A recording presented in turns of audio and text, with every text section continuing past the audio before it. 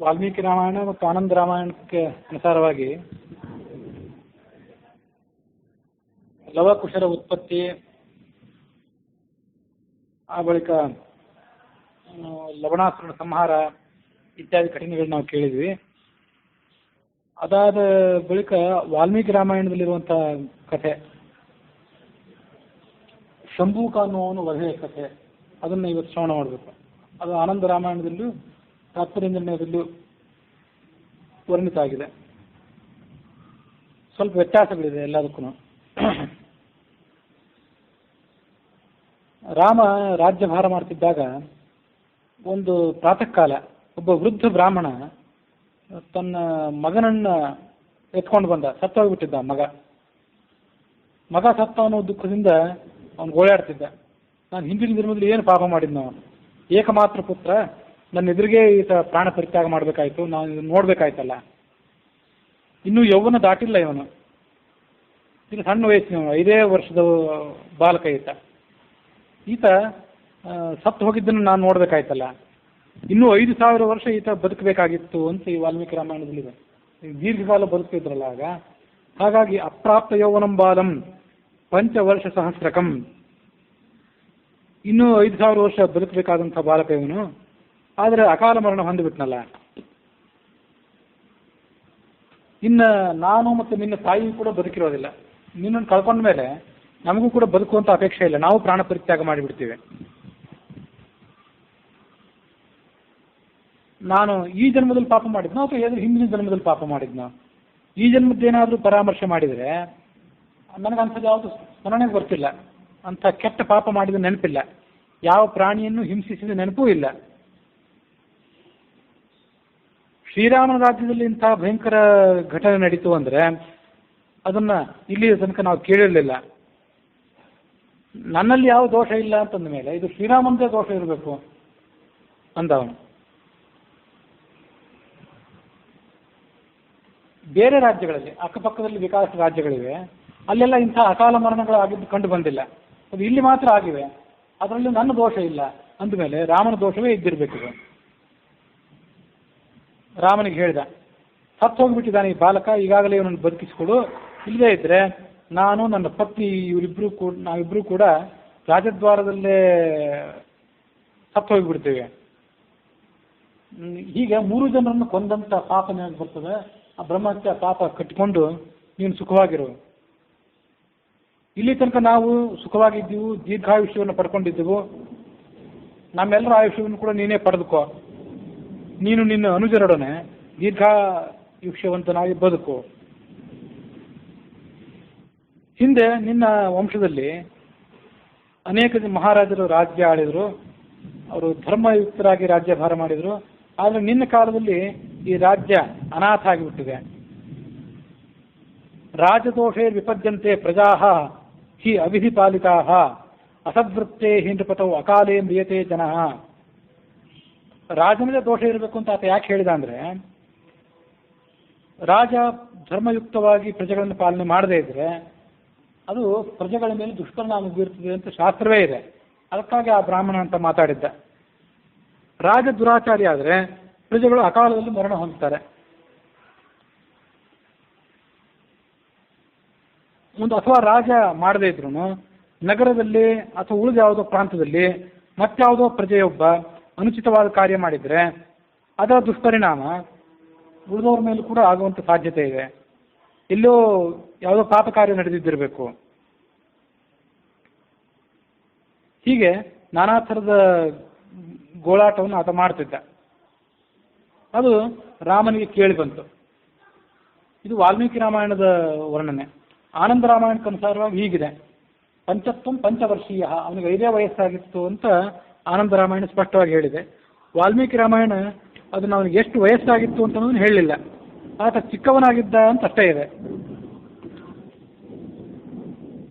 ಸಪತ್ನೀಕನಾಗಿ ಅರುಣೋದಯ ಕಾಲದಲ್ಲಿ ಅದನ್ನು ತೆಗೆದುಕೊಂಡು ಬಂದ, ಜೋರಾಗಿ ಅಳ್ಳಿಕ್ಕೆ ಪ್ರಾರಂಭ ಮಾಡಿದ. ರಾಮನನ್ನು ಬೈದ, ಸೀತಾದೇವಿ ಜೊತೆಗೆ ಆರಾಮವಾಗಿ ಮಲಗಿದ್ದಿ, ನಿನಗೆ ಎಚ್ಚರವೇ ಇಲ್ಲ, ನಿನ್ನ ರಾಜ್ಯದಲ್ಲಿ ಇಂಥ ಅನರ್ಥ ನಡೆದಿದೆ, ಸೀತಾದೇವಿ ಜೊತೆಗೆ ಅಂತ ಹೇಳಿದ. ಇದನ್ನು ಸ್ವಲ್ಪ ಗಮನಿಸಬೇಕು. ಇದು ಆನಂದ ರಾಮಾಯಣದ ರಾಜ್ಯಕಾಂಡದಲ್ಲಿ ಬರುವಂಥ ಘಟನೆ ಇದೆ. ಕಥೆ ಓಟಕ್ಕನುಸಾರವಾಗಿ ನಾವಿನ್ನೂ ಜನ್ಮಕಾಂಡದಲ್ಲೇ ಇದ್ದೇವೆ. ಆದರೆ ವಾಲ್ಮೀಕಿ ರಾಮಾಯಣದ ಹೊಂದ್ಕೊಂಡು ಹೇಳಬೇಕು ಅನ್ನೋ ದೃಷ್ಟಿಯಿಂದ ಈ ಘಟನೆ ರಾಜ್ಯಕಾಂಡದಲ್ಲಿ ಬಂದಿದ್ರು ನಾನು ಈಗ ಹೇಳಬೇಕು ಅಂತ ಅಪೇಕ್ಷೆ ಪಟ್ಟೆ.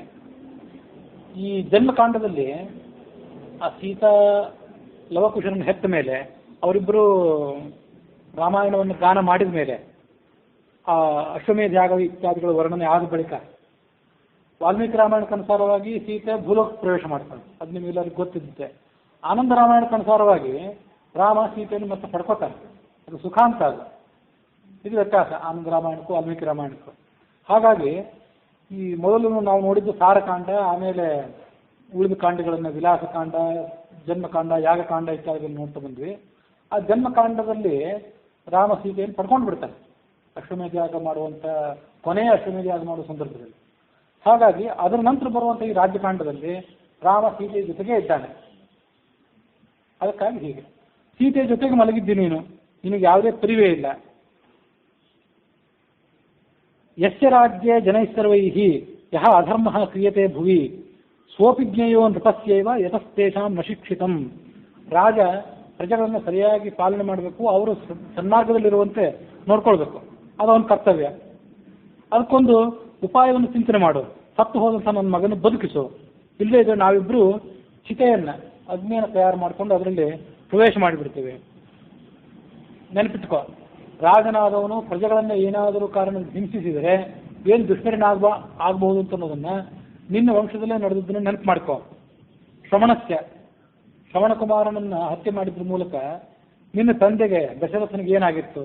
ಆತ ವೃದ್ಧಾಪ್ಯದಲ್ಲಿ ಮಗನನ್ನ ಅಗಲಿ ತೊಂದರೆಗೊಳಗಾಗಬೇಕಾಯ್ತು. ಅದನ್ನು ನೆನಪು ಮಾಡ್ಕೋ.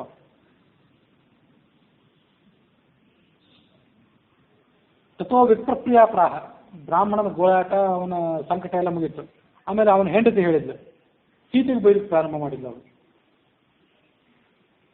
ನೀನು ಕೂಡ ಸುತ್ತಲೂ ಆಗಿರುವಂಥ ಘಟನೆಗಳ ಪರಿವೆಯಲ್ಲದೆ ಮಲಗಿದ್ದಿ ರಾಮನ ಜೊತೆಗೆ. ನೀನು ಕೂಡ ಪುತ್ರವತಿ ಆಗಿದ್ದಿ, ಮಕ್ಕಳನ್ನು ಹೆತ್ತಿದ್ದಿ. ಮಕ್ಕಳನ್ನು ಹೆತ್ತವ್ರ ಸಂಕಟ ನನಗೆ ಗೊತ್ತಿರಬೇಕು. ಏನಾದರೂ ಆಲೋಚನೆ ಮಾಡುವ. ಈ ಮಾತು ರಾಮ ಸೀತೆಯರಿಗಷ್ಟೇ ಅಲ್ಲದೆ ಪುರ ನಿವಾಸಿಗಳಾದಂಥ ಉಳಿದ ಜನರಿಗೂ ಕೂಡ ಗೊತ್ತಾಯಿತು. ಅವರೆಲ್ಲ ಕಳವಳಗ್ರಸ್ತರಾಗಿ ಅಲ್ಲಿ ಓಡಿ ಬಂದರು. ಆ ಹೆಣದವನ್ನು ಸುತ್ತುವರೆದು ನಿಂತರು. ಎಲ್ಲರೂ ಕೂಡ ಸೀತಾರಾಮರಿಬ್ಬರು ಕೂಡ ಹೊರಗೆ ಬಂದರು. ವೇಗದಿಂದ ಅಲ್ಲಿಗೆ ಬಂದು ಅವರನ್ನು ನೋಡಿದರು. ತಾವು ಆಶ್ವಾಸ್ಯ ರಾಮಚಂದ್ರ ತದಾಹ ಗದ್ಗದಾಕ್ಷರ. ಆ ಬ್ರಾಹ್ಮಣ ಮತ್ತು ಅವನ ಪತ್ನಿಯನ್ನು ರಾಮ ಹೀಗೆ ಸಮಾಧಾನಪಡಿಸಿದ. ಮಾಶೋಕಂ ಕುರುತಃ, ಯಾವುದೇ ಥರ ದುಃಖ ಪಡಬೇಡಿ, ನನ್ನ ಮಾತನ್ನು ಕೇಳಿ, ಒಂದು ಉಪಾಯವನ್ನು ನಾನು ಮಾಡಿ ನಿಮ್ಮ ಮಗನನ್ನು ಬದುಕಿಸ್ತೇನೆ. ಒಂದು ವೇಳೆ ನಿಮ್ಮ ಮಗನನ್ನು ಬದುಕಿಸಕ್ಕೆ ನಿಮಗೆ ಆಗಲಿಲ್ಲ ಅಂದರೆ ನಾನು ನನ್ನ ಮಗನನ್ನೇ ನಿಮಗೆ ಕೊಟ್ಟು ಬಿಡ್ತೇನೆ. ಇದು ನನ್ನ ಸತ್ಯವಾದ ಮಾತು. ತರ್ಹಿ ಅರ್ಪಯೇ ಕುಶಂ. ಕುಶ ನನಗೆ ಹಿರಿಯ ಮಗ, ಹಿರಿಯ ಮಗನನ್ನೇ ನಿಮಗೆ ಕೊಟ್ಟು ಬಿಡ್ತೇನೆ ಅಂತಿದ್ದ ರಾಮ.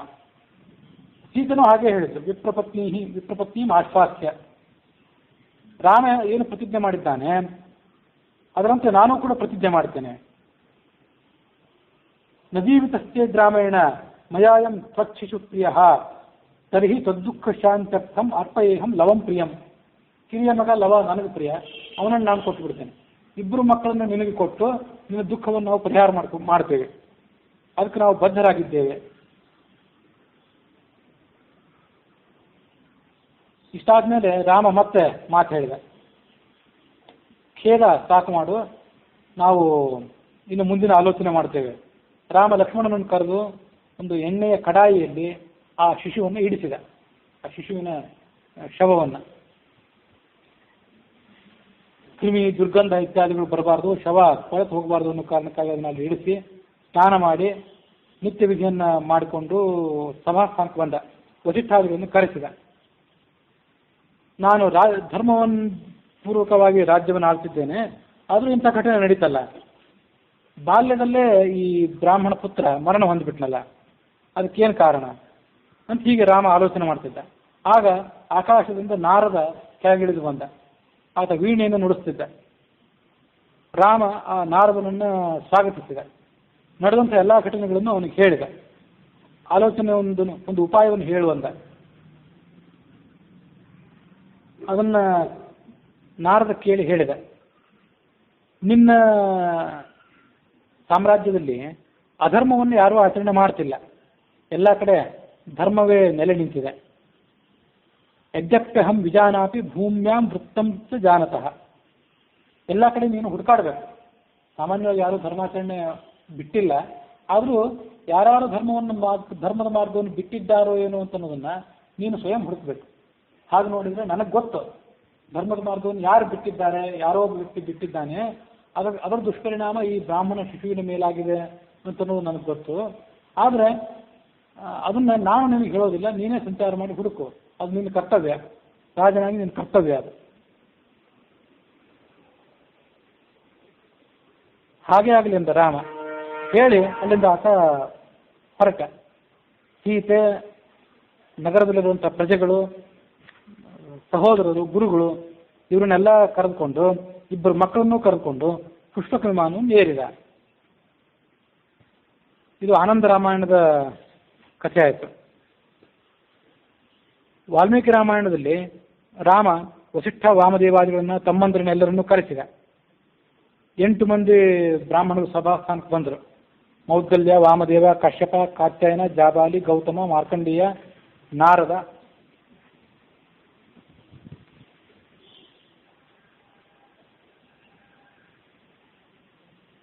ನಾರದರು ತಾವಾಗಿ ಈ ಮಾತು ಹೇಳಿದ್ರಂತೆ. ಯಾವ ಕಾರಣದಿಂದಾಗಿ ಈ ಥರ ಆಗಿದೆ ಅಂತ ಅನ್ನೋದನ್ನು ಹೇಳ್ತೇನೆ. ಅದರ ಹಿನ್ನೆಲೆ ಏನು ಮಾಡಬೇಕು, ಏನು ಮಾಡಬಾರ್ದು ಅಂತ ಅನ್ನೋದನ್ನೆಲ್ಲ, ಮನುಷ್ಯ ಏನು ಮಾಡಬೇಕು, ಏನು ಮಾಡಬಾರ್ದು ಅನ್ನೋದನ್ನು ವಿಸ್ತಾರವಾಗಿ ಹೇಳ್ತೇನೆ, ಕೇಳು. ಪುರಾ ಕೃತಯುಗೇ ರಾಜನ್ ಬ್ರಾಹ್ಮಣಾವೈ ತಪಸ್ವಿನಃ ಅಬ್ರಾಹ್ಮಣ ತದಾ ರಾಜನ್ ನ ತಪಸ್ವಿ ಕಥಂಚನ. ಈಗ ಇಲ್ಲಿಂದ ಆರಂಭಿಸಿ, ಈ ಶ್ಲೋಕದಿಂದ ಆರಂಭಿಸಿ, ಇದೊಂದು ರೀತಿ ಧರ್ಮದ ಮೀಮಾಂಸೆ.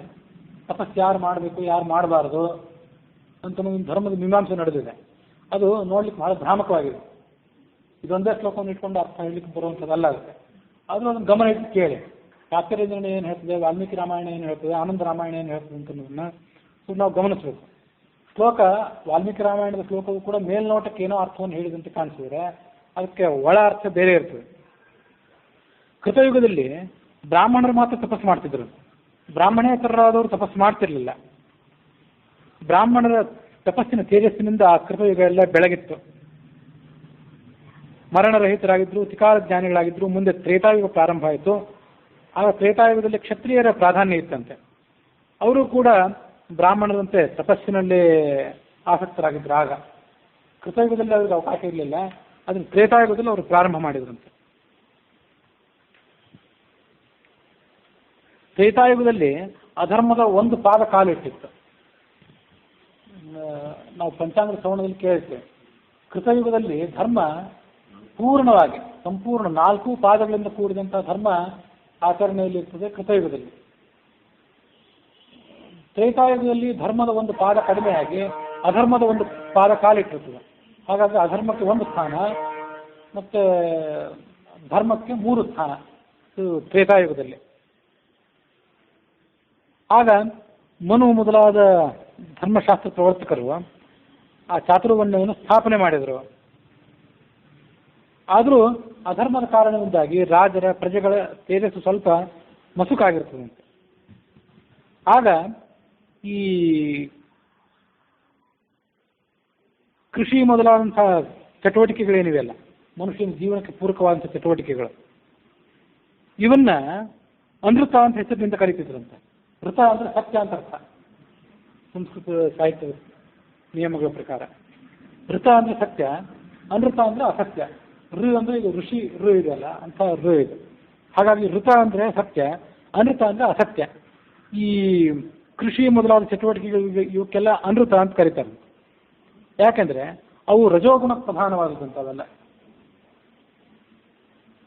ಅಂಥ ಕರ್ಮಗಳನ್ನು ಮಲಕ್ಕೆ ಸಮಾನ, ಶರೀರದಲ್ಲಿ ಹುಟ್ಟಿದಂಥ ಬೆವರು, ಮಲ, ಮೂತ್ರ ಇತ್ಯಾದಿಗಳೇನಿವೆಯಲ್ಲ ಅವನ್ನ ಯಾರೂ ಇಟ್ಕೊಂಡು ಕೊಡೋದಿಲ್ಲ. ಅವನ್ನೆಲ್ಲ ಪರಿತ್ಯಾಗ ಮಾಡ್ತಾರೆ. ಯಾವಾಗ ಪರಿತ್ಯಾಗ ಮಾಡ್ತೀವೋ ಅಂತ ಕಾಯ್ತಿರ್ತಾರೆ. ಹಾಗೆ ಈ ಕೃಷಿ ಮೊದಲಾದ ಚಟುವಟಿಕೆಗಳು ರಜೋಗುಣ ಪ್ರಧಾನವಾದದ್ದು, ಅನೃತ ಅಂತ ಕರೆಯಲ್ಪಡುವಂಥವು, ಅವನ್ನ ಪರಿತ್ಯಾಗ ಮಾಡಿಬಿಡ್ತಾರಂತೆ. ಕೃತಯುಗದಲ್ಲಿ ಅದು ಪೂರ್ಣವಾಗಿ ಪರಿತ್ಯಾಗ ಮಾಡಿಬಿಟ್ಟಿದ್ರು. ಆದರೆ ತ್ರೇತಾಯುಗದಲ್ಲಿ ಆ ಅನೃತ ಏನಿದೆ ಅದು ಒಂದು ಪಾದದಿಂದ, ಒಂದು ಸ್ವಲ್ಪ ಅಂಶದಿಂದ ಭೂಮಿಗೆ ಇಳೀತದೆ. ಅದನ್ನು ಪ್ರಾರಂಭ ಮಾಡಿದರು ಮತ್ತೆ. ಹೀಗೆ ಆ ಅನೃತ ಅಥವಾ ಅಸತ್ಯ ಏನಿದೆ ಅದು ಭೂಮಿಯಲ್ಲಿ ಕಾಲಿಟ್ಟಿದ್ದರಿಂದ ಆ ಕೃತಯುಗದ ಹೋಲಿಕೆಗೆ ಅನುಗುಣವಾಗಿ ಕೃತಯುಗಕ್ಕೆ ಹೋಲಿಸಿದ್ರೆ ತ್ರೇತಾಯುಗದಲ್ಲಿ ಸ್ವಲ್ಪ ಕಡಿಮೆ ಆಗಿತ್ತು ಧರ್ಮ. ಇದು ಈ ಬಣ್ಣನೆ ಇದೆಯಲ್ಲ, ಇದನ್ನು ವ್ಯಾಖ್ಯಾನಿಸೋದು ಬಹಳ ಕಷ್ಟ. ಕೃತಯುಗದಲ್ಲಿ ಕೃಷಿ ಮೊದಲಾದವುಗಳನ್ನು ಮಾಡ್ತಿರ್ಲಿಲ್ವೇ? ಹಾಗಾದರೆ ಕೃಷಿ ವ್ಯಾಪಾರ ಮೊದಲಾದವುಗಳನ್ನು ಮಾಡ್ತಿರ್ಲಿಲ್ವೋ ಹೇಗೆ ಅಂತನ್ನೋದು ಮಾತೇನಿದೆ, ಅದನ್ನು ಅದೇ ರೀತಿಯಾಗಿ ನೇರವಾಗಿ ವ್ಯಾಖ್ಯಾನಿಸೋದು ಬಹಳ ಕಷ್ಟ. ಆದರೂ ನಾವು ಪೃಥು ಮಹಾರಾಜನ ಚರಿತ್ರೆ ಒಂದನ್ನು ಕೇಳಿದ್ವಲ್ಲ ಹಿಂದೆ. ಆ ಪೃಥು ಮಹಾರಾಜನ ಕಾಲದಲ್ಲಿ ಯಾರೂ ಕೂಡ ಕೃಷಿಯನ್ನೇ ಮಾಡ್ತಿರ್ಲಿಲ್ಲ. ಅಕೃಷ್ಟಪತ್ಯ ಭೂಮಿ, ಕೃಷಿ ಮೊದಲಾದವುಗಳನ್ನು ಮಾಡದೇ ಇದ್ರೂ ಕೂಡ ಎಲ್ಲ ಥರ ಧನಧಾನ್ಯ ಸಮೃದ್ಧಿ ಇತ್ತು. ಮತ್ತು ಸ್ತ್ರೀಯರು ಒಲೆ ಹೊತ್ತಿಸಿ ಅಡುಗೆ ಮಾಡುವಂಥ ಅವಶ್ಯಕತೆ ಇರಲಿಲ್ಲ. ಏನಾದರೂ ಅಪೇಕ್ಷೆ ಬಂದರೆ, ಮನೆಯಲ್ಲಿ ಇಂಥ ಪದಾರ್ಥ ಬೇಕು ಅಂತ ಅಪೇಕ್ಷೆ ಬಂದರೆ ಆ ಪದಾರ್ಥ ತಾನಾಗಿ ನಿರ್ಮಾಣ ಆಗಿಬಿಡ್ತಿತ್ತು ಅಂತದನ್ನೆಲ್ಲ ನಾವು ಹರಿವಂಶದಲ್ಲಿ ನೋಡಿದ್ವಿ.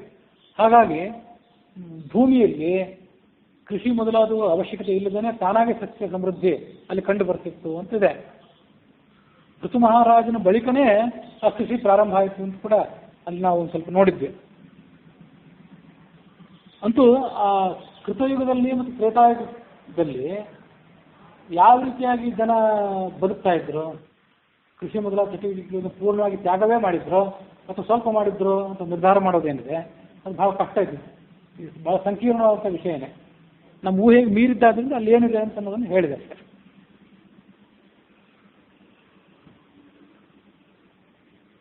ಹೀಗೆ ಆ ತ್ರೇತಾಯುಗದಲ್ಲಿ ಅನೃತ ಕಾಲಿಟ್ಟಲ್ಲ, ಅನೃತ ಕಾಲಿಟ್ಟ ಮೇಲೆ ಆ ಅನೃತದ ದುಷ್ಪರಿಣಾಮವನ್ನು ತಡೆಯಲಿಕ್ಕಾಗಿ ಏನಾದರೂ ಪ್ರಾಯಶ್ಚಿತ್ತ ಮೊದಲಾದವುಗಳನ್ನು ಮಾಡಬೇಕಲ್ಲ. ಅದಕ್ಕಾಗಿ ಎಲ್ಲ ಜನರು ಶುಭ ಕರ್ಮಗಳನ್ನು ಮಾಡಲಿಕ್ಕೆ ಪ್ರಾರಂಭ ಮಾಡಿದರು. ಶುಭ ಕರ್ಮಗಳನ್ನು ಮಾಡಿದ್ರಿಂದ ಅದರ ಪರಿಣಾಮವಾಗಿ ಆ ಅನೃತದ ದುಷ್ಪರಿಣಾಮ ಏನಿದೆ ಅದು ಕಡಿಮೆ ಆಗಬೇಕು ಅಂತ ಅವರು ಪ್ರಯತ್ನ ಮಾಡ್ತಿದ್ರು.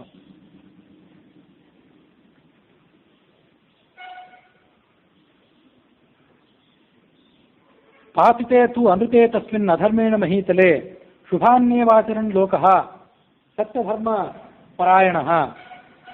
ಸತ್ಯ ಧರ್ಮ ಇದರಲ್ಲಿ ಅವರು ಆಸಕ್ತರಾಗಿದ್ದರು. ಅವರು ಶುಭವಾದ ಕರ್ಮಗಳನ್ನು ಆಗ ಮಾಡಲಿಕ್ಕೆ ಪ್ರಾರಂಭ ಮಾಡಿದರು. ಹೀಗೆ ತ್ರೇತಾಯುಗದಲ್ಲೂ ಕೂಡ ತಪಸ್ಸು ಮಾಡುವಂಥ ಅಧಿಕಾರ ಯಾರ್ದಿತ್ತು? ಬ್ರಾಹ್ಮಣ ಕ್ಷತ್ರಿಯರ್ದಿತ್ತು. ಉಳಿದವ್ರಿಗೆ ಅದು ಇರಲಿಲ್ಲ. ಅವರು ತಮ್ಮ ತಮ್ಮ ಕರ್ತವ್ಯಗಳನ್ನು ಮಾತ್ರ ಮಾಡ್ತಿದ್ರು. ಕೃಷಿ ವಾಣಿಜ್ಯಾದಿಗಳನ್ನು ಮಾಡ್ತಿದ್ರು ಉಳಿದವರು, ವೈಶ್ಯ ಮತ್ತು ಶೂದ್ರ ಅಂತ ಅನ್ಸ್ಕೊಂಡವರು. ತ್ರೇತಾಯುಗ ಕಳೆಯುವಂಥ ಸಂದರ್ಭ ಬಂದಾಗ ಆ ಅನೃತ ಮತ್ತಷ್ಟು ವ್ಯಾಪಿಸಿತು. ದ್ವಾಪರ ಯುಗದಲ್ಲಿ 2 ಭಾಗ ಪಾಪ 2 ಭಾಗ ಪುಣ್ಯ ಹೀಗೆ ವ್ಯಾಪಿಸಿಕೊಂಡಿತ್ತು ಅಂತ ಹೇಳ್ತಾರೆ. ಅಧರ್ಮ ತನ್ನ ಎರಡನೇ ಪಾದವನ್ನು ಭೂಮಿಯ ಮೇಲೆ ಊರಿತ್ತು. ಅದಕ್ಕಾಗಿ ಅದಕ್ಕೆ ದ್ವಾಪರ ಅಂತ ಹೆಸರು. 2 ಅಧರ್ಮ 2 ಧರ್ಮ ಇದ್ದಿದ್ದರಿಂದ ಅದಕ್ಕೆ ದ್ವಾಪರ ಅಂತ ಹೀಗೆ ಹೆಸರು ಬಂತು.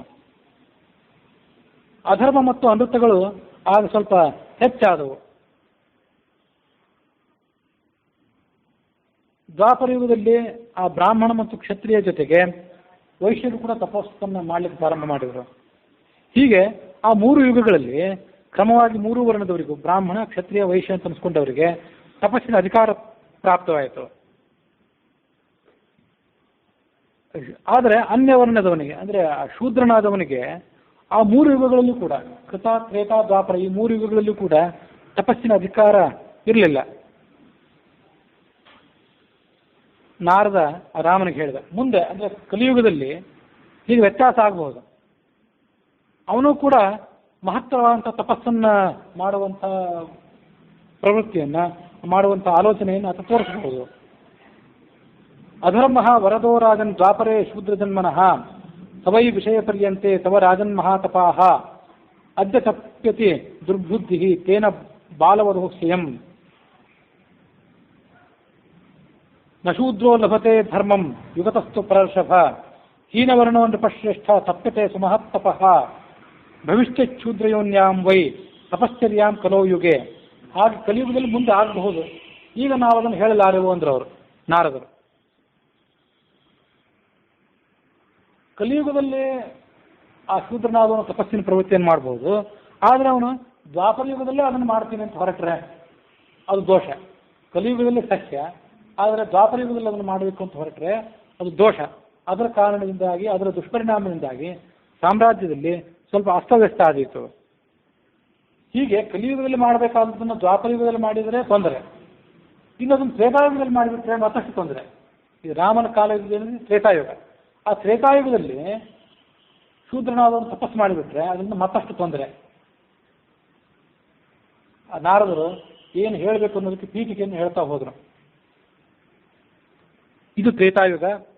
ಬಹುಶಃ ನಿನ್ನ ರಾಜ್ಯದಲ್ಲಿ ಎಲ್ಲೋ ಒಂದು ಕಡೆ ಒಬ್ಬ ದುರ್ಬುದ್ಧಿಯಾದಂಥ ಶೂದ್ರ ಮಹಾ ತಪಸ್ಸನ್ನು ಮಾಡ್ತಿರ್ಬಹುದು, ಹಾಗಾಗಿ ಈ ಬ್ರಾಹ್ಮಣ ಬಾಲಕ ಅಕಾಲ ಮರಣಕ್ಕೆ ತುತ್ತಾಗಿರಬಹುದು, ಅದನ್ನು ಗಮನಿಸು ಅಂದರು ನಾರದರು.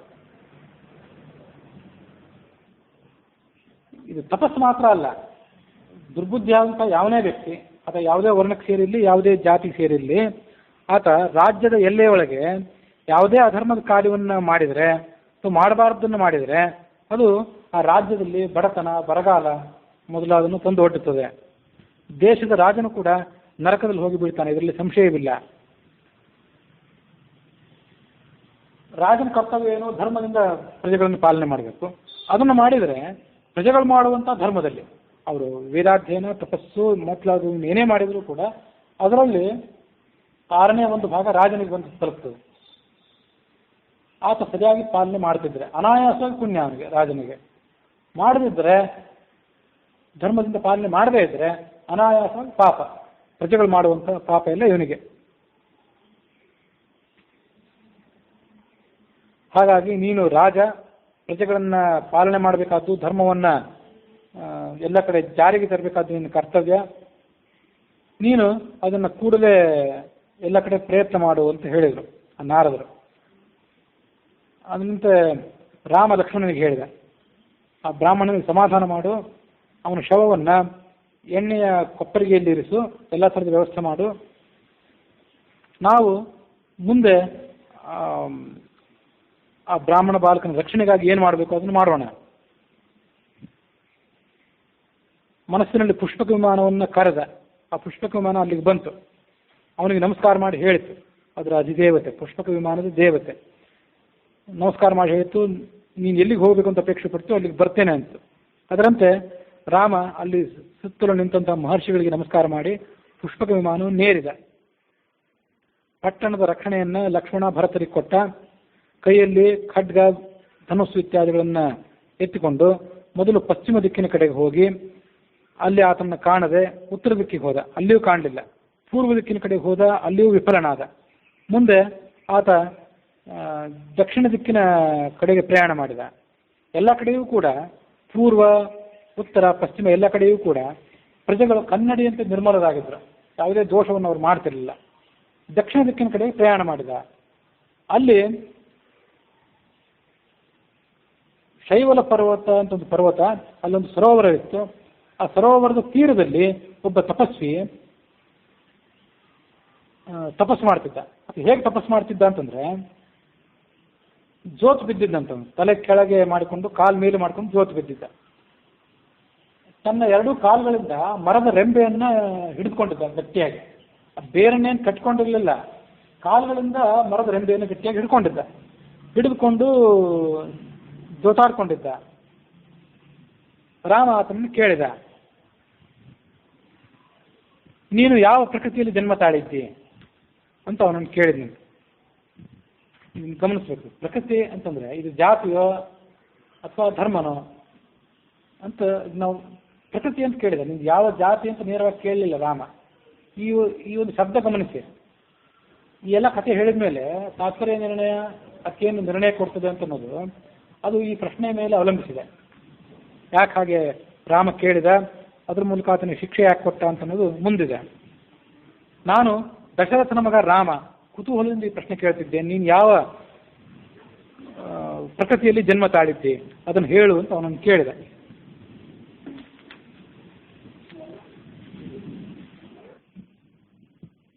ಕಸ್ಯಾಂ ಯೋನ್ಯಾಂ ತಪೋವೃದ್ಧ ವರ್ತಸೆ ದೃಢವಿಕ್ರಮ ಕೌತೂಹಲ ತ್ವಾಂ ಪೃಚ್ಛಾಮಿ ರಾಮೋ ದಾಶರಥಿ ಶಯಂ. ಆನಂದ ರಾಮಾಯಣಕ್ಕನುಸಾರವಾಗಿ ಇನ್ನೊಂದು ಕೆಲವು ಮಾಹಿತಿಗಳನ್ನು ಹೆಚ್ಚಾಗಿ ನಾವು ನೋಡ್ತೇವೆ. ವಾಲ್ಮೀಕಿ ರಾಮಾಯಣಕ್ಕನುಸಾರವಾಗಿ ಒಬ್ಬನೇ ಬಾಲಕ ಮರಣಿಸಿದ. ಆನಂದ ರಾಮಾಯಣಕ್ಕನುಸಾರ ಮತ್ತು ಕೆಲವರು ಮರಣಿಸಿದ್ರಂತೆ. ಒಟ್ಟು 7 ಜನ ಮರಣಿಸಿದ್ರು ಇಂಥ ಒಂದು ಅನರ್ಥದ ಪರಿಣಾಮವಾಗಿ ಅಂತ ಹೇಳ್ತಾರೆ.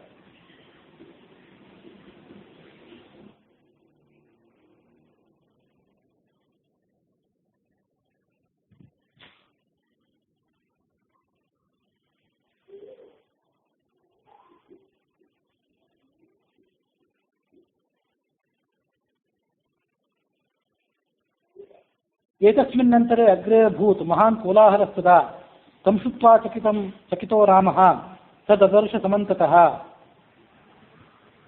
ರಾಮ ಹೊರಡಬೇಕು ಅಂತ ಸಿದ್ಧನಾಗಿದ್ದ. ಆನಂದ ರಾಮಾಯಣಕ್ಕನುಸಾರ ಹೊರಡಬೇಕು ಅಂತ ಸಿದ್ಧನಾಗಿದ್ದಾಗ ಮತ್ತೊಂದು ಕೋಲಾಹಲ ಕೇಳಿ ಬಂತು. ಅದೇನಂತ ನೋಡಿದ್ರೆ ಮತ್ತೊಂದು ಹೊಸ ಶವ ಬಂತು. 2ನೇ ಶವ ಇದೆ. ಆ 2ನೇ ಶವ ಅಲ್ಲಿಗೆ ಬಂತು. ರಾಮಂ ದೃಷ್ಟ ಪುಷ್ಪಕಸ್ಥಂ ಮೃದತಿ ಬ್ರಾಹ್ಮಣೀ ಪುರಃ.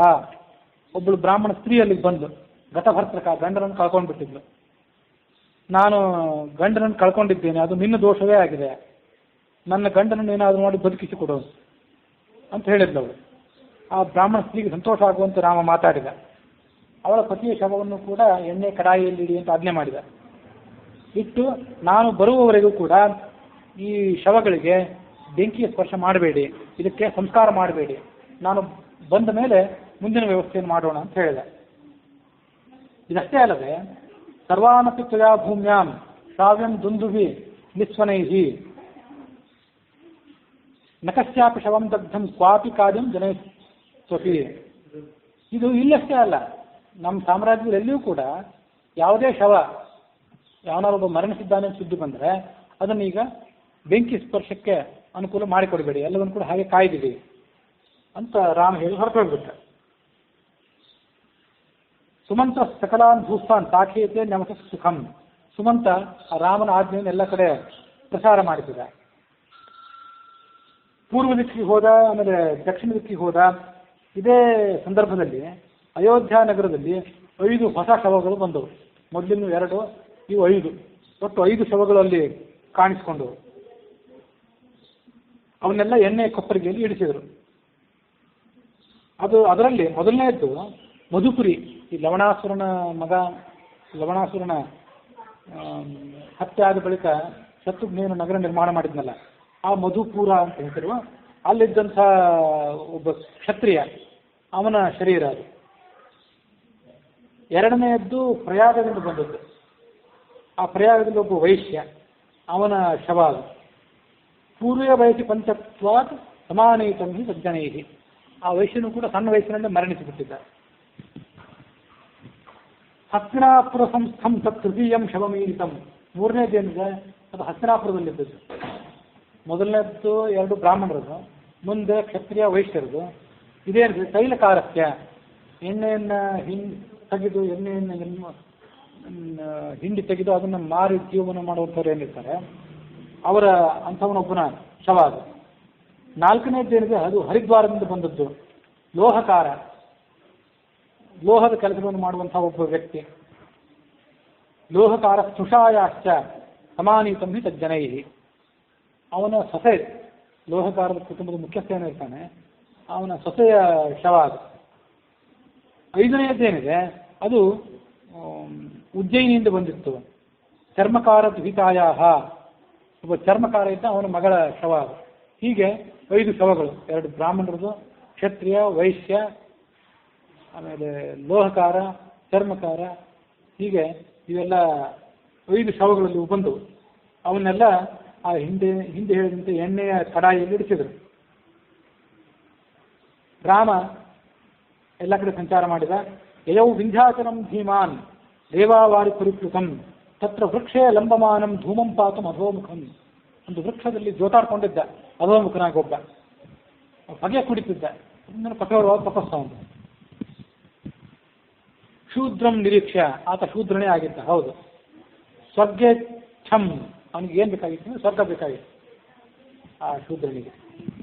ತಮ್ ಹಂತಂ ಸಮುಪಸ್ಥಿತ, ಅವನನ್ನು ಕೊಲ್ಲಬೇಕು ಅಂತ ಹೋದ ರಾಮ. ಅದಕ್ಕಿಂತ ಮೊದಲು ರಾಮ ಅವನನ್ನು ಕೇಳಿದ, ಬ್ರಾಹ್ಮಣಾದಿ ತ್ರಿಭಿರ್ವರ್ಣೈ ತಪಸ್ಕಾರ್ಯ ನಚೇತರೈ. ಬ್ರಾಹ್ಮಣ, ಕ್ಷತ್ರಿಯ, ವೈಶ್ಯ ಅಂತನವರು 3 ಜನ ಏನಿದ್ದಾರೆ ಅವ್ರು ತಪಸ್ಸು ಮಾಡಬೇಕು. ನೀನು ಶೂದ್ರ ಜಾತಿಯಲ್ಲಿ ಜನಿಸಿದವನು, ಯಾತಕ್ಕಾಗಿ ತಪಸ್ಸು ಮಾಡ್ತಿದ್ದಿ?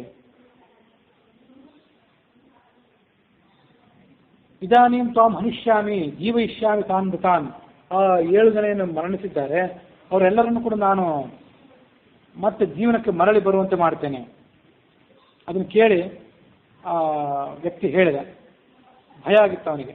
ರಾಮನಿಗೆ ನಮಸ್ಕಾರ ಮಾಡಿ ಹೇಳಿದ, ನೀನು ಮಹಾಪರಾಕ್ರಮಿ, ರಾವಣನ ದರ್ಪವನ್ನು ಅಡಗಿಸಿದವನು, ನಿನ್ನ ಕಡೆಯಿಂದ ನನಗೆ ವರಗಳು ಬೇಕು, ನನಗೆ ಅದರಿಂದ ಸದ್ಗತಿ ಆಗಬೇಕು, ಮತ್ತು ಶೂದ್ರ ಜಾತಿಯಲ್ಲಿ ಜನಿಸಿದವರು ಏನಿರ್ತಾರೆ ಅವ್ರಿಗೂ ಕೂಡ ಸದ್ಗತಿ ಆಗಬೇಕು, ಅದರಂತೆ ಒಂದು ಯೋಗ್ಯವಾದ ಕಾರ್ಯವನ್ನು ನೀನು ಮಾಡಬೇಕು.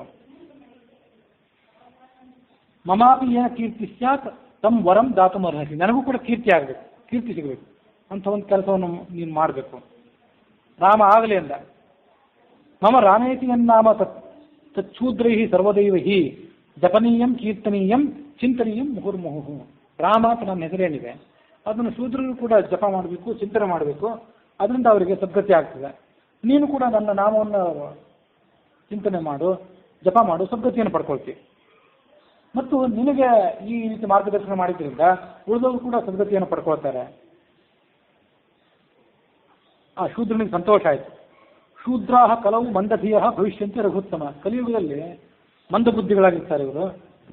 ವ್ಯಗ್ರಚಿತ್ತ ಭವಿಷ್ಯಂತಿ ಕೃಷಿ ಕರ್ಮಾದಿಭಿ, ಕೃಷಿ ಮೊದಲಾದಂಥ ದೈಹಿಕ ಕಾರ್ಯಗಳಲ್ಲಿ ಅವರು ಆಸಕ್ತರಾಗಿರ್ತಾರೆ. ಈ ರಾಮನಾಮ ಜಪ ಮಾಡಬೇಕು ಅಂತ ಅವ್ರಿಗೆ ತಲೆಯಲ್ಲಿ ಬರೋದು ಯಾವಾಗ?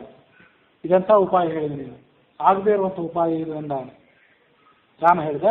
ಹಾಗಾದ್ರೆ ಒಂದು ಕೆಲಸ ಮಾಡಲಿ, ಅವರು ರಾಮನಿಗೆ ನೇರವಾಗಿ ನಮಸ್ಕಾರ ಮಾಡಬೇಕು, ರಾಮನನ್ನು ನೆನಪು ಮಾಡಿಕೊಂಡು ರಾಮ ರಾಮ ಅನ್ನಬೇಕು ಅಂತ ಅವರಿಗೆ ತಲೆಯಲ್ಲಿ ಬರದೇ ಇದ್ರೆ ಅವ್ರಿಗೊಂದು ಸರಳವಾದ ಉಪಾಯ ಹೇಳ್ತೇನೆ. ಅದೇನೆಂದರೆ, ಜನ ಒಬ್ಬರೊಬ್ಬರನ್ನು ಭೇಟಿ ಆಗ್ತಾರಲ್ಲ ಸಮಾಜದಲ್ಲಿ, ಯಾರೇ ಮತ್ತೊಬ್ಬರನ್ನು ಭೇಟಿ ಆದರೂ ಕೂಡ ರಾಮ ರಾಮ ಅನ್ಲಿ, ಅಂದುಬಿಟ್ರೆ ಅದು ರಾಮನ ಜಪ ಮಾಡುವಂತಾಗಲಿ. ಹೀಗೆ ಅವರಿಗೆ ನನ್ನ ಜಪವನ್ನು ಮಾಡುವಂಥ ಪುಣ್ಯ ಸಿಗುವಂತಾಗಲಿ. ಪರವಂದನ ಕಾಲೆ, ಬೇರೊಬ್ಬರಿಗೆ ನಮಸ್ಕಾರ ಮಾಡುವಾಗ ಶೂದ್ರರು ಆ ರೀತಿಯಾಗಿ ಹೇಳುವಂಥ ಪರಿಪಾಟಿಯನ್ನು ಬೆಳೆಸ್ಕೊಳ್ಳಿ. ನಿನಗೆ ಈ ಕಥಾ ಕೀರ್ತಿ, ಹೀಗೆ ಒಂದು ಒಳ್ಳೆಯ ಸಂಪ್ರದಾಯವನ್ನು ಹಾಕಿಕೊಟ್ಟಂಥ ಕೀರ್ತಿ ನಿನಗೆ ಬರಲಿ. ಶಂಭುಕಾಂತ್ ಅವನಿಗೆ ಹೆಸರು, ಅವನಿಗೆ ಬರಲಿ. ಶಂಭುಕಾಂತ್ ಇಲ್ಲಿ ಹೆಸರು ಬರಲಿಲ್ಲ ಆನಂದ ರಾಮಾಯಣದಲ್ಲಿ. ಮತ್ತು ನನ್ನ ಕೈಯಿಂದ ನೀನು ಹತ್ಯೆಗೊಳಗಾದ್ರೆ ವೈಕುಂಠಕ್ಕೆ ಹೋಗ್ತಿ.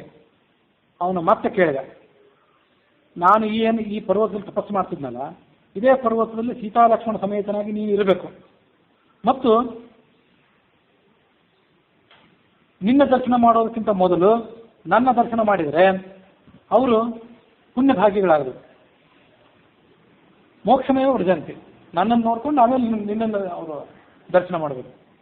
ಅವನದು ಒಂದೆಲ್ಲ ವಿಗ್ರಹ ಇತ್ತೇನೋ ಅಲ್ಲಿ ಗೊತ್ತಿಲ್ಲ ಅಷ್ಟೇ. ಮದ್ದರ್ಶನಂ ವಿನಾ ಮರ್ತ್ಯಾಹ ತ್ವಾಂ ಪಶ್ಯಂತಿ ಅವಿಚಾರತಃ ತೇಷಾಂ ಉದ್ಧರಣಂ ರಾಮಕುರು ಮದ್ವಚನ ಪ್ರಭೋ. ಒಂದು ವೇಳೆ ನನ್ನ ದರ್ಶನ ಮಾಡೋದನ್ನು ಬಿಟ್ಟು ನಿನ್ನ ಮಾತ್ರ ದರ್ಶನ ಮಾಡಿದರೆ ಅವ್ರಿಗೆ ಸದ್ಗತಿ ಸಿಗ್ಲಿಕ್ಕಿಲ್ಲ. ಆದರೆ ಅದಕ್ಕೆ ಏನು ಮಾಡಬೇಕು, ನೀನು ಮುಂಚಿತವಾಗಿ ಅವರನ್ನು ಉದ್ಧಾರ ಮಾಡಬೇಕು. ಅಂಥವ್ರನ್ನು ಕೂಡ ನನ್ನ ದರ್ಶನ ಮಾಡೋದನ್ನು ಮರೆತು ನಿನ್ನನ್ನೇ ದರ್ಶನ ಮಾಡಿ ಯಾರಾದರೂ ಹೊರಟು ಹೋದರೆ ಅಂಥವ್ರನ್ನು ಕೂಡ ನೀನು ಉದ್ಧಾರ ಮಾಡಬೇಕು. ಮುಂಚಿತವಾಗಿ ಈ ಬೇಡಿಕೆಯನ್ನು ಇಡ್ತೇನೆ ಅಂದ ಅವನು, ಆ ವ್ಯಕ್ತಿ. ಆಗಲಿ ಅಂದ ರಾಮ. ನಮ್ಮ ಹತ್ವ ಅವನನ್ನು ಕೊಂದು ಹಾಕಿದ. ಜೀವಯಾಮಾಸ ವಿಪ್ರಾದೀನ್, ಅವರೆಲ್ಲರನ್ನು ಕೂಡ ಆ ವಿಪ್ರ ಮೊದಲಾದವರನ್ನ, ಇಬ್ಬರು ಬ್ರಾಹ್ಮಣರು, ಕ್ಷತ್ರಿಯ, ವೈಶ್ಯ, ಲೋಹಕಾರ, ಚರ್ಮಕಾರ, ಹೀಗೇನು ಅವರೆಲ್ಲ ಇದ್ರು, ಅವರೆಲ್ಲರನ್ನು ಕೂಡ ಆತ ಮತ್ತೆ ಬದುಕಿಸಿದ. ಅದಾದ ಬಳಿಕ ಸದಾರಭ್ಯ ಶೂದ್ರೈಸ್ತು ವಿಷ್ಣುದಾಸ ಅವನೀತಲೆ ಪರವಂದನ ಕಾಲೇ ರಾಮ ರಾಮ ಇತಿ ಕೀರ್ತ್ಯತೆ. ಮುಂದೆ ಯಾರೋ ಪ್ರತಿಯೊಬ್ಬರಿಗೆ ನಮಸ್ಕಾರ ಮಾಡುವಂಥ ಪ್ರಸಂಗ ಬಂದರೆ ರಾಮ ರಾಮ್ ಅಂತ ಹೇಳುವಂಥ ಪರಿಪಾಟಿ ಬೆಳೆಯಿತು. ಇದು ಆನಂದ ರಾಮಾಯಣದ ಕಥೆ ಆಯಿತು. ವಾಲ್ಮೀಕಿ ರಾಮಾಯಣದಲ್ಲಿ ಏನಿದೆ ಅಂತಂದ್ರೆ, ಕೇಳಿದ, ನೀನು ಯಾವ ಪ್ರಕೃತಿಯಲ್ಲಿ ಜನ್ಮ ತಾಳಿದ್ದಿ, ಯಾವ ಯೋನಿಯಲ್ಲಿ ಜನ್ಮ ತಾಳಿದ್ದಿ ಅಂತ ರಾಮ ಕೇಳಿದ್ದ. ಮತ್ತು ನಿನ್ನ ಈ ತಪಸ್ಸಿನಿಂದ ನೀನು ಏನು ಪಡ್ಕೊಳ್ಬೇಕು ಅಂತ ಅಪೇಕ್ಷೆ ಪಟ್ಟಿದ್ದೆ ಅದನ್ನು ಹೇಳು. ನೀನು ಕ್ಷತ್ರಿಯನೇ ಅಥವಾ ವೈಶ್ಯನೇ, ಬ್ರಾಹ್ಮಣನೇ ಅಥವಾ 4ನೇ ವರ್ಣದವನೇ, ನೀನು ಯಾರು ಅಂತ ಅನ್ನೋದನ್ನು ನನಗೆ ಸ್ಪಷ್ಟವಾಗಿ ಹೇಳು. ಆಗ ಅವನೇ ಹೇಳಿದ, ನಾನು ಸಶರೀರನಾಗಿ ದೇವತ್ವವನ್ನು ಪಡ್ಕೊಂಡು ದೇವಲೋಕವನ್ನು ಗೆಲ್ಲಬೇಕು ಅಂತ ಹೊರಟಿದ್ದೇನೆ, ಅದಕ್ಕಾಗಿ ತಪಸ್ಸು ಮಾಡ್ತಿದ್ದೇನೆ ಅಂತ ಹೇಳಿದೆ. ರಾಮಾಯಣವನ್ನು ಟೀಕೆ ಮಾಡುವವರು ರಾಮಾಯಣದ ಪ್ರತಿ ಶಬ್ದನೂ ಓದಬೇಕು. ದೇವಲೋಕ ಗೆಲ್ಲಬೇಕು ಅಂತ ಹೊರಟಿದ್ದ. ನನಗೂ ಸ್ವರ್ಗದಲ್ಲಿ ಸ್ವಲ್ಪ ಸುಖ ಸಿಗಲಿ ಅಂತ ಕೇಳ್ಕೊಂಡ್ರೆ ಅದು ವಿಷಯ ಬೇರೆ. ದೇವಲೋಕವನ್ನು ಗೆಲ್ಲುತ್ತೇನೆ ಅಂತ ಹೋಗೋದು ಬೇರೆ. ನಾನು ಈ ಉಗ್ರವಾದ ತಪಸ್ಸನ್ನು ಮಾಡ್ತಿದ್ದೇನೆ, ನಾನು ಎಂದೂ ಸುಳ್ಳು ಹೇಳುವವನಲ್ಲ, ದೇವಲೋಕವನ್ನು ವಶಪಡಿಸ್ಕೋಬೇಕು ಅಂತ ಹೊರಟಿದ್ದೇನೆ, ಅದಕ್ಕಾಗಿ ಈ ಉಗ್ರವಾದ ತಪಸ್ಸು, ನಾನು ಶಂಭೂಕ ಅನ್ನುವ ಹೆಸರಿನ ವ್ಯಕ್ತಿ, ಶೂದ್ರ ಜಾತಿಯಲ್ಲಿ ಜನ್ಮ ತಾಳಿದವನು ನಾನು. ಹೀಗೆ ಹೇಳ್ತಿದ್ದಾಗಲೇ ರಾಮ ಹೊರೆಯಿಂದ ಅವನ ತಲೆಯನ್ನು ಕತ್ತರಿಸಿದ. ಇಂದ್ರಾದಿ ದೇವತೆಗಳು ಅವನನ್ನು ಪ್ರಶಂಸೆ ಮಾಡಿದರು. ಸುಗಂಧ ಪೂರಿತವಾದಂಥ ಪುಷ್ಪವೃಷ್ಟಿ ಎಲ್ಲ ಕಡೆ ಆಗ ಆಯಿತು. ದೇವತೆಗಳೆಲ್ಲ ಅವನನ್ನು ಪ್ರಶಂಸೆ ಮಾಡಿದರು ರಾಮನನ್ನ.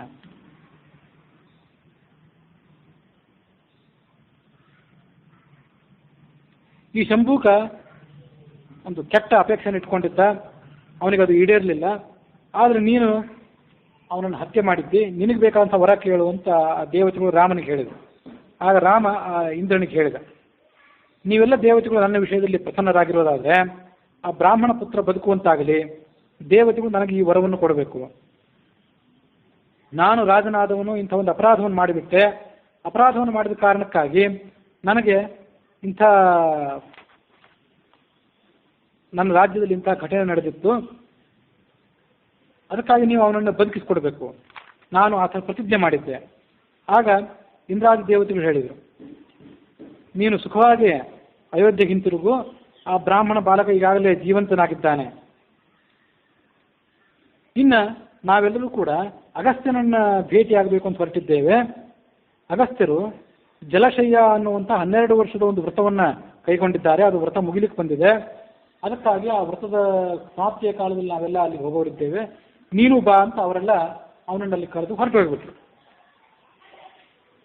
ವಾಲ್ಮೀಕಿ ರಾಮಾಯಣ ತಾತ್ಪರ್ಯ ನಿರ್ಣಯ ಏನು ಹೇಳ್ತದೆ ಅಂತ ನೋಡೋಕ್ಕಿಂತ ಮೊದಲು ವಾಲ್ಮೀಕಿ ರಾಮಾಯಣ ಏನು ಹೇಳ್ತದೆ?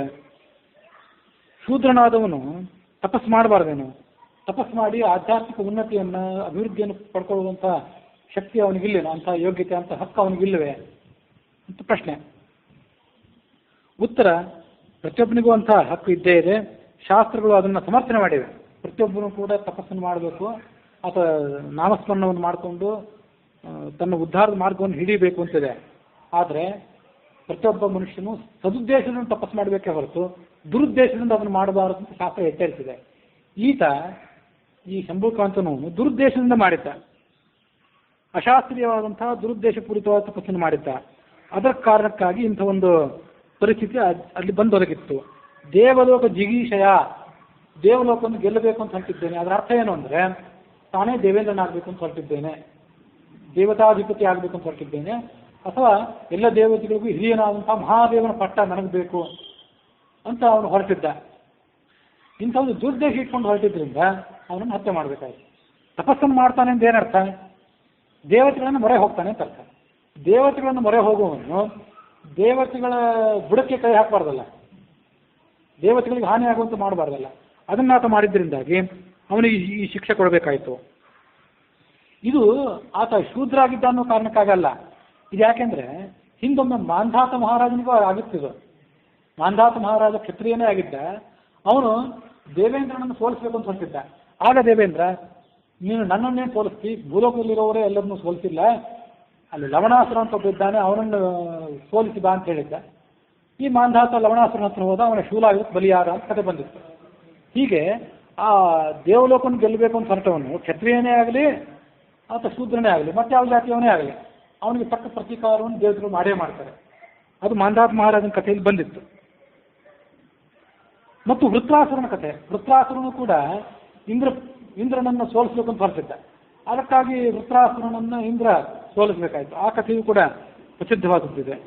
ತ್ರಿಶಂಕು ಗುರುವಾಕ್ಯವನ್ನು ಮೀರಿ ಸಶರೀರನಾಗಿ ಸ್ವರ್ಗಕ್ಕೆ ಹೋಗಬೇಕು ಅಂತ ಪ್ರಯತ್ನ ಪಟ್ಟಿದ್ದ. ಆಗ ದೇವತೆಗಳು ಆತನನ್ನು ಕೆಳಗೆ ತಳ್ಳಿದ್ರು. ಅವರೆಲ್ಲ ಕ್ಷತ್ರಿಯರೇ ಆಗಿದ್ದರು. ಅದನ್ನು ಸಹಿಸಿದ್ದಿಲ್ಲ ದೇವತೆಗಳು. ಹೀಗೆ ದೇವಲೋಕವನ್ನು ಸ್ವಾಧೀನ ಮಾಡಿಕೊಂಡು ದೇವೇಂದ್ರನನ್ನು ಪ್ರತ್ಯುತ್ತರನಾಗಿ ಮಾಡಬೇಕು ಅಂತ ಯಾರೇ ಪ್ರಯತ್ನ ಪಟ್ಟರೂ ಕೂಡ ಅದು ದಂಡನೀಯವೇ. ಹಾಗಾಗಿ ಶಂಭೂಕನಿಗೆ ಆದಂಥ ದಂಡನೆ ಏನಿದೆ ಅದು 4ನೇ ವರ್ಣದವನು ಅನ್ನೋ ಕಾರಣಕ್ಕಾಗಿ ಅಲ್ಲ. ರಾಮಾಯಣವನ್ನು ಅದರ ಪ್ರತಿಯೊಂದು ವಾಕ್ಯವನ್ನು ಕೂಡ ಅಧ್ಯಯನ ಮಾಡಿ ಆತ ಟೀಕೆ ಮಾಡಬೇಕೇ ಹೊರತು ಅದನ್ನು ರಾಮಾಯಣದ ಮೇಲ್ನೋಟವನ್ನು ಆಧರಿಸಿ ಟೀಕೆ ಮಾಡಬಾರ್ದು. ಮತ್ತು ರಾಮ ತಾನು ಊಹೆ ಮಾಡಲಿಲ್ಲ. ಶಂಭೂಕನ ಬಾಯಿಂದ ಆ ಮಾತನ್ನು ಕೇಳಿಸ್ಕೊಂಡು ಆತನನ್ನು ಹತ್ಯೆ ಮಾಡಿದ್ದ. ರಾಜನಾದವನು ಆ ಪ್ರಜೆಯ ಅಪರಾಧವನ್ನು ಸರಿಯಾಗಿ ಗಮನಿಸಿ ಅವನಿಗೆ ಶಿಕ್ಷೆ ಕೊಟ್ಟರೆ ಅವನಿಗೆ ಅದರಿಂದ ಆ ಪ್ರಜೆಗೆ ಅದರಿಂದ ಮುಂದೆ ಸದ್ಗತಿ ಇದೆ ಅಂಥ ರಾಜ ಕೊಡುವಂಥ ಶಿಕ್ಷೆಯನ್ನು ಆ ಪ್ರಜೆ ಯಾವತ್ತೂ ಕೂಡ ನಿರೀಕ್ಷೆ ಮಾಡಬೇಕು ಅಂತ ಅದನ್ನು ಬೇಕಾದಷ್ಟು ಬಾರಿ ನಾವು ನೋಡಿರ್ತೇವೆ. ಹಾಗಾಗಿ ಅವನಿಗೆ ಸದ್ಗತಿಯೇ ಇದೆ. ಇತಿಹಾಸ ಪುರಾಣದಲ್ಲಿ ಎಲ್ಲ ವರ್ಣದವರು ಕೂಡ ತಪಸ್ಸು ಮಾಡಿದ ಉದಾಹರಣೆಗಳಿವೆ. ಮನು, ಇಕ್ಷ್ವಾಕು ಮೊದಲಾದ ಕ್ಷತ್ರಿಯರು ಮಾಡ್ತಿದ್ರು. ವೈಶ್ಯನಾದಂತಹ ಋಷಿ ಅವನು ತಪಸ್ಸು ಮಾಡ್ತಿದ್ದ ಅಂತಂದಕ್ಕೆ ರಾಮಾಯಣದಲ್ಲಿ ಆಧಾರ ಇದೆ. ಶ್ರವಣ ಕುಮಾರ ಅನ್ನೋನನ್ನು ಹತ್ಯೆ ಮಾಡಿದ್ನಲ್ಲ, ಅವನು ವೈಶ್ಯನೇ ಆಗಿದ್ದ. ಅದನ್ನು ಗಮನಿಸ್ಬೇಕು. ದಶರಥ ಹತ್ಯೆ ಮಾಡಿದ್ನಲ್ಲ ಆ ಶ್ರವಣನ ಅಪ್ಪನನ್ನು, ಅವನು ವೈಶ್ಯನಾಗಿದ್ದ. ಅವ ತಾಯಿ ಶೂದ್ರ ಜಾತಿಯಲ್ಲಿ ಜನಿಸಿದವಳಾಗಿದ್ರು. ಅವರಿಬ್ಬರ ಸಂಯೋಗದಿಂದ ಹುಟ್ಟಿದಂತಹ ಬಾಲಕ ಕರ್ಣ ಅನ್ನೋ ಜಾತಿಯಲ್ಲಿ ಹುಟ್ಟಿದ ಅಂತ ಅಲ್ಲಿ ಬಂದಿತ್ತು. ಹಾಗಾಗಿ ಬೇರೆ ಜಾತಿಯಲ್ಲಿ ಹುಟ್ಟಿದವರಿಗೂ ಕೂಡ ತಪಸ್ಸಿನ ಅಧಿಕಾರ ಇದ್ದೇ ಇದೆ. ಅದನ್ನು ಶಾಸ್ತ್ರ ಅಲ್ಲಗಳೆದಿಲ್ಲ ಅಂತ ಅನ್ನೋದನ್ನು ಗಮನಿಸಬೇಕು. ನಾಮ ಸಂಕೀರ್ತನಾದಿ ರೂಪವಂತ ತಪಸ್ಸೇನಿದೆ ಅದು ಎಲ್ಲ ವರ್ಣದವರಿಗೂ ಕೂಡ ಯಾವುದೇ ಕಾಲದಲ್ಲೂ ಕೂಡ ನಿಷಿದ್ಧ ಏನಲ್ಲ. ಅದು ವಾಲ್ಮೀಕಿ ಕೊಟ್ಟಂಥ ವಾಲ್ಮೀಕಿ ರಾಮಾಯಣದಲ್ಲೇ ದೇವಲೋಕ ಜಿಗೀಷಯ ಅಂತ ನಮಗೆ ಆ ಶಬ್ದದಿಂದ ದೊರೆತಂಥ ಸಮಾಧಾನ. ಇದೆಲ್ಲದಕ್ಕಿಂತ ಹೆಚ್ಚಾಗಿ ಇನ್ನೊಂದು ಮಾತನ್ನು ಗಮನಿಸಬೇಕು. ಈ ಈ ಭಾರತೀಯ ಸಂಸ್ಕೃತಿಯ ಗ್ರಂಥಗಳೇನಿವೆ, ಅದು ರಾಮಾಯಣ ಇರ್ಬೋದು, ಮಹಾಭಾರತ ಇರ್ಬೋದು, ಭಾಗವತ ಇರ್ಬೋದು, ಮತ್ತೆ ಯಾವುದೇ ಇರ್ಬೋದು. ರಾಮಾಯಣವನ್ನು ಅರ್ಥ ಮಾಡ್ಕೊಳ್ಳಿಕ್ಕೆ ಮಹಾಭಾರತ ಬೇಕು, ಮಹಾಭಾರತವನ್ನು ಅರ್ಥ ಮಾಡ್ಕೊಳ್ಳಿಕ್ಕೆ ಭಾಗವತ ಬೇಕು, ವೇದವನ್ನು ಅರ್ಥ ಮಾಡ್ಕೊಳ್ಳಿಕ್ಕೆ ಪುರಾಣಗಳು ಬೇಕು, ಪುರಾಣವನ್ನು ಅರ್ಥ ಮಾಡ್ಕೊಳ್ಳಿಕ್ಕೆ ವೇದಗಳು ಬೇಕು. ಯಾವುದೇ ಒಂದು ಗ್ರಂಥವನ್ನು ಅರ್ಥ ಓದಿ ಬಿಟ್ಟಿದ್ದೇನೆ ಅಂತ ಭಾವಿಸ್ಕೊಂಡು ಆ ಒಂದೇ ಗ್ರಂಥವನ್ನು ಹಿಂದೆ ಮುಂದೆ ನೋಡದೆ ಟೀಕೆ ಮಾಡೋದೇನಿದೆ ಅದು ಬಹುಶ್ರುತತ್ವ ಅಥವಾ ವಿಸ್ತಾರವಾದಂತಹ ಅಧ್ಯಯನದ ಕೊರತೆಯನ್ನು ತೋರಿಸ್ತದೆ. ನಮ್ಮ ಗ್ರಂಥಗಳಲ್ಲಿ, ನಮ್ಮ ಸಂಸ್ಕೃತಿಯಲ್ಲಿ ಬೇರೆ ಸಂಸ್ಕೃತಿ, ಬೇರೆ ಧರ್ಮಗಳಿಗೆ ಹೋಲಿಸಿದರೆ ಇದು ವಿಸ್ತಾರ ಹೆಚ್ಚಿದೆ. ಇದರಲ್ಲಿ ಅವರಲ್ಲಿ ಒಂದೇ ಗ್ರಂಥ, ಆ ಒಂದು ಗ್ರಂಥವನ್ನು, ಒಂದು ಗ್ರಂಥದ ವ್ಯಾಖ್ಯಾನವನ್ನು ಗಮನಿಸಿಬಿಟ್ರೆ ಅಲ್ಲಿ ವಿಷಯಗಳೆಲ್ಲ ತಿಳಿದಂತೆ. ಆದರೆ ಹಿಂದೂ ಸಂಸ್ಕೃತಿ ಅಂದರೆ ರಾಮಾಯಣ ಒಂದೇ ಅಲ್ಲ ಅಥವಾ ವೇದ ಒಂದೇ ಅಲ್ಲ. ಅದಕ್ಕಾಗಿ ಇಲ್ಲಿ ಯಾವುದೇ ವಿಷಯವನ್ನು ಪರಾಮರ್ಶೆ ಮಾಡುವವರು ಇವೆಲ್ಲ ಗ್ರಂಥಗಳನ್ನು ಓದಿರಬೇಕಾಗ್ತದೆ, ಎಲ್ಲ ಸ್ಮೃತಿಗಳನ್ನು. ವೇದಗಳನ್ನು ಅರ್ಥ ಮಾಡಲಿಕ್ಕೆ ಪುರಾಣ ಬೇಕು ಅಂತಿದೆ. ಪುರಾಣಾದಿಗಳನ್ನು ಓದದೇ ಇದ್ದಂಥ ವ್ಯಕ್ತಿಯನ್ನು ನೋಡಿ ವೇದ ಹೆದರ್ತದೆ ಅಂತಿದೆ. ಅದಕ್ಕಾಗಿ ವಾಲ್ಮೀಕಿ ರಾಮಾಯಣಾದಿ ಗ್ರಂಥಗಳನ್ನು ಪರಾಮರ್ಶೆ ಮಾಡುವಾಗ, ವಿಮರ್ಶೆ ಮಾಡುವಾಗ ಕೆಲವು ಬೇರೆ ಗ್ರಂಥಗಳು ಬೇಕು. ಆ ಬೇಕು ಅನ್ನೋ ಕಾರಣಕ್ಕಾಗಿ ಲುಪ್ತವಾದಂತಹ ಕೆಲವು ವಿಷಯಗಳನ್ನು ಬೇರೆ ಗ್ರಂಥಗಳಿಂದ ಹೊರತೆಗೆದು ಆಚಾರ್ಯರು ತಾತ್ಪರ್ಯದಿಂದ ರಚನೆ ಮಾಡಿದೆ. ಅದೇನು ಹೇಳ್ತದೆ, ಆತ ಏನು ಅಪರಾಧ ಮಾಡಿದ್ದ ಶಂಭೂಕ? ಹೀಗಿದೆ. ಜಂಘ ಅಂತ ಹೆಸರಿನ ಒಬ್ಬ ರಾಕ್ಷಸ ಅವನು. ಇದನ್ನು ಗಮನಿಸ್ಬೇಕು. ಅವನು ಪಾರ್ವತಿಯ ವರದಾನವನ್ನು ಪಡ್ಕೊಂಡಿದ್ದ. ಒಂದು ಕಲ್ಪ ಪರ್ಯಂತ ಅವನಿಗೆ ಆಯುಷ್ಯ ಇತ್ತು. ಅವನು ಕಲ್ಪ ಪರ್ಯಂತ ಆಯುಷ್ಯವನ್ನು ಪಡ್ಕೊಂಡು ಶೂದ್ರನಾಗಿ ಜನಿಸಿದ್ದ. ಅವನಿಗೆ ಮತ್ತೇನಿತ್ತು ಅಂತಂದ್ರೆ ದೇವಲೋಕ ಜಿಗೀಷ, ದೇವಲೋಕವನ್ನು ಗೆಲ್ಲಬೇಕು ಅಂತ ಅಷ್ಟು ಮಾತ್ರ ಇದ್ದದ್ದಲ್ಲ. ಅವನಿಗೆ ಲೋಕವನ್ನೇ ಕ್ಷಯ ಮಾಡಬೇಕು, ಇಡೀ ಲೋಕವನ್ನು ಧ್ವಂಸ ಮಾಡಿಬಿಡಬೇಕು ಅಂತ ಅವನಿಗೆ ಒಂದು ದುಷ್ಟ ಕಾಮನೆ ಇತ್ತು. ಅಂಥ ದುಷ್ಟ ಕಾಮನೆಯನ್ನು ಇಟ್ಕೊಂಡು ಅದಾದ ಎಲ್ಲಕ್ಕಿಂತ ಹೆಚ್ಚಾಗಿ ರುದ್ರ ಪದವಿ ಬೇಕು ಅಂತ ತಪಸ್ಸು ಮಾಡಿದ್ದು ಪಾರ್ವತಿಯನ್ನು ಕುರಿತು, ವರ ಅವಳದು, ಬಯಸಿದ್ದು ಅವಳ ಗಂಡನಾಗಬೇಕು ಅಂತ. ಇಂಥ ಮಹಾ ಅಪರಾಧ ಮಾಡಿದ್ದ. ಅದಕ್ಕಾಗಿ ಅವನಿಗೆ ಶಿಕ್ಷೆ ಅಂತ ನಿರ್ಣಯ ಹೇಳಿದೆ. ಸ್ವಭಾವತಃ ಅಸುರ, ರುದ್ರ ಪದವಿಯನ್ನು ಬಯಸಿದ ಅನ್ನೋ ಕಾರಣಕ್ಕಾಗಿ ಆತ ವಧ್ಯಾನಿಸಿದ. ವಾಲ್ಮೀಕಿ ರಾಮಾಯಣ ಕೂಡ ದೇವತ್ವಂ ಪ್ರಾರ್ಥಯೇ ಅಂತ ಹೇಳಿದೆ. ದೇವತ್ವಂ ಅಂತಂದ್ರೆ ಅಲ್ಲಿ ಮಹಾದೇವತ್ವಂ ಅಂತ ಅರ್ಥ ಇಟ್ಕೊಳ್ಬೇಕು ಅಂತ ಹೇಳ್ತಾರೆ ವ್ಯಾಖ್ಯಾನದಲ್ಲಿ. ಇದು ಸತ್ಯಧರ್ಮರ ವ್ಯಾಖ್ಯಾನ. ಹೀಗೆ ಅವನಿಗೆ ದೇವತ್ವ ಅಂದ್ರೆ ಬರೇ ದೇವೇಂದ್ರತ್ವ ಬೇಕಾಗಿರಲಿಲ್ಲ, ಅವನಿಗೆ ಮಹಾದೇವತ್ವ ಬೇಕಾಗಿತ್ತು. ಪಾರ್ವತಿಯ ಪತಿತ್ವವನ್ನು ಆತ ಬಯಸಿದ್ದಾದ್ರಿಂದ ಅವನು ಹತ್ಯೆ ಮಾಡಬೇಕಾದದ್ದು ರಾಮನಿಗೆ ಅನಿವಾರ್ಯ ಆಯಿತು. ಇದನ್ನು ಗಮನಿಸಬೇಕು, ಇನ್ನಷ್ಟು ಅಂಶಗಳನ್ನು. ಶೂದ್ರ ತಪಸ್ಸು ಮಾಡಬಾರ್ದು ಅಂತಿಲ್ಲ. ಶಬರಿ ತಪಸ್ಸು ಮಾಡಿದ್ಲು, ರಾಮ ಅವಳಿಗೆ ಸದ್ಗತಿಯನ್ನು ಕೊಟ್ಟಿದ್ದ. ಅವಳು ಶೂದ್ರಳೇ ಆಗಿದ್ಲು. ಗುಹ ತಪಸ್ವಿಯಾಗಿದ್ದ, ಅವನನ್ನು ರಾಮ ಏನೂ ಮಾಡಲಿಲ್ಲ, ಅವನಿಗೆ ಸದ್ಗತಿಯನ್ನೇ ಕೊಟ್ಟಿದ್ದ, ಅವನನ್ನು ಮಿತ್ರ ಅಂತ ಭಾವಿಸಿದ್ದ. ಹೀಗೆ ಶಬರಿ, ಗುಹ ಇವರಿಬ್ಬರು ಶೂದ್ರರಾಗಿದ್ದರು. ಜಟಾಯು ಪಕ್ಷಿಯಾಗಿದ್ದ, ವಿಭೀಷಣಂತೂ ರಾಕ್ಷಸನೇ ಆಗಿದ್ದ. ಭಕ್ತಿಗೆ ಜಾತಿ ತಪಸ್ಸು ಈ ವ್ಯತ್ಯಾಸವಿಲ್ಲ. ಆದರೆ ದುರುದ್ದೇಶ ಇದ್ದರೆ ಅದಕ್ಕೆ ಮಾತ್ರ ಕ್ಷಮೆ ಇಲ್ಲ. ಅದನ್ನು ವ್ಯಾಖ್ಯಾನ ಮಾಡುವವರು ರಾಮಾಯಣವನ್ನು ಆಧರಿಸಿಕೊಂಡು ಬೇರೆ ಬೇರೆ ಥರ ನಾಟಕಗಳನ್ನು ಬರೆಯೋರೆಲ್ಲ ಬೇರೆ ಬೇರೆ ಸರಿ ಬರೀತಾರೆ. ಭವಭೂತಿದು ಒಂದು ಉತ್ತರ ರಾಮಚರಿತ ಅಂತ ಒಂದು ನಾಟಕ. ಅದರಲ್ಲಿ ಆ ರಾಮ ಶಂಭುಕನನ್ನು ಹತ್ಯೆ ಮಾಡುವಾಗ ಹೇಳ್ತಾನೆ ತನ್ನ ಕೈಯಲ್ಲಿರುವಂಥ ಖಡ್ಗಕ್ಕೆ, ನೀನು ಸೀತಾದೇವಿಯನ್ನೇ ಕಾಡಿಗಟ್ಟಿದವನು. ರಾಮ ತನ್ನನ್ನು ಕುರಿತು ತಾನೇ ಹೇಳ್ಕೊತಾನೆ, ಸೀತಾದೇವಿಯನ್ನು ಕಾಡಿಗಟ್ಟಿದಂಥ ನಿಷ್ಕರುಣಿ ಮನುಷ್ಯ ನೀನು. ಹಾಗಿದ್ದಾಗ ಅದೇ ನಿಷ್ಕರುಣವಾದ ಕೈಯಿಂದ ಆ ಶಂಭುಕನನ್ನು ಹತ್ಯೆ ಮಾಡೋದು ಏನು ತೊಂದರೆ ಇಲ್ಲ ಅಂತ ರಾಮ ತನ್ನ ಕುರಿತು ತಾನೇ ಹೇಳಿಕೊಂಡು ಆ ಶಂಭುಕನನ್ನು ಹತ್ಯೆ ಮಾಡಿದ ಅಂತ ಭವಭೂತಿ ಹೇಳ್ತಾನೆ. ಭವಭೂತಿಗೆ ಕಾಳಿದಾಸನ ಎಲ್ಲರಿಗೂ ಕೂಡ ತಮ್ಮ ಬೇಕಾದ ಮಾರ್ಪಾಡುಗಳನ್ನು ಮಾಡಿಕೊಂಡು ಕಾವ್ಯ ರಚನೆ ಮಾಡುವ ಸ್ವಾತಂತ್ರ್ಯ ಇದೆ. ಆದರೆ ಇಂಥವು ಕೆಲವು ಸಂದೇಶಗಳನ್ನ ದೇವಲೋಕ ಜಿಗೀಷಯ ದೇವತ್ವಂ ಪ್ರಾರ್ಥೆಯ ರಾಮ ಅಂತ ವಾಲ್ಮೀಕಿ ರಾಮಾಯಣ ಹೇಳಿದೆ. ಈ ವಿಷಯಗಳನ್ನು ಅವರು ಜನಸಾಮಾನ್ಯರ ಮುಂದೆ ಇಡದೇ ಇದ್ರೆ ರಾಮ ದುರುದ್ದೇಶದಿಂದ ಶೂದ್ರ ತಪಸ್ ಮಾಡಿ ಉದ್ಧಾರ ಆಗಬಾರ್ದು ಅನ್ನೋ ದೃಷ್ಟಿಯಿಂದ ಹೀಗೆಲ್ಲ ಮಾಡಿದ ಅಂತ ಅರ್ಥ ಆಗಿಬಿಡ್ತದೆ. ಅಂತ ಹೇಳೋ ಜವಾಬ್ದಾರಿ ಆ ಕವಿಗಳದಿತ್ತು, ಅವರು ಹೇಳಲಿಲ್ಲ.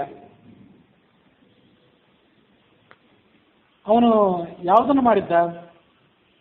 ಬ್ರಹ್ಮಾಂಡಂ ಪ್ರತಿ ತರ್ಥಾದೊಳಗಮ್ಮೈತೆ ಧನಂಜಯ ಗೋವಿಂದಾಚಾರ್ಯ ವ್ಯಾಖ್ಯಾನ ಪ್ರಕಾರ ಪಾರ್ವತಿಯನ್ನು ಕುರಿತು ತಪಸ್ ಮಾಡಿ ಒಂದು ಕಲ್ಪ ಪರ್ಯಂತ ಆಯುಷ್ಯ ಇರುವಂಥ ಶೂದ್ರನ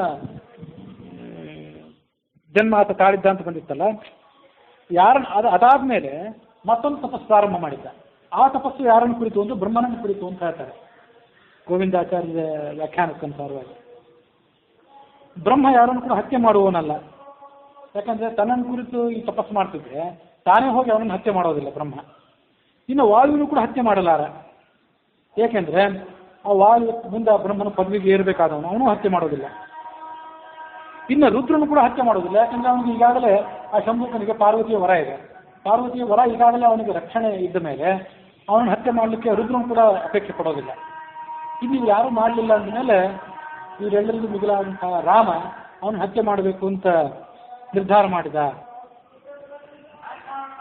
ಶೂದ್ರಯೋನಿ ಪ್ರಸೂತೋಹಂ ತಪೋಗ್ರಂ ಸಮಾಸ್ಥಿತಃ ದೇವತ್ವಂ ಪ್ರಾರ್ಥೆಯೇ ರಾಮ ಸ್ವಶರೀರೇಣ ಸುವ್ರತ.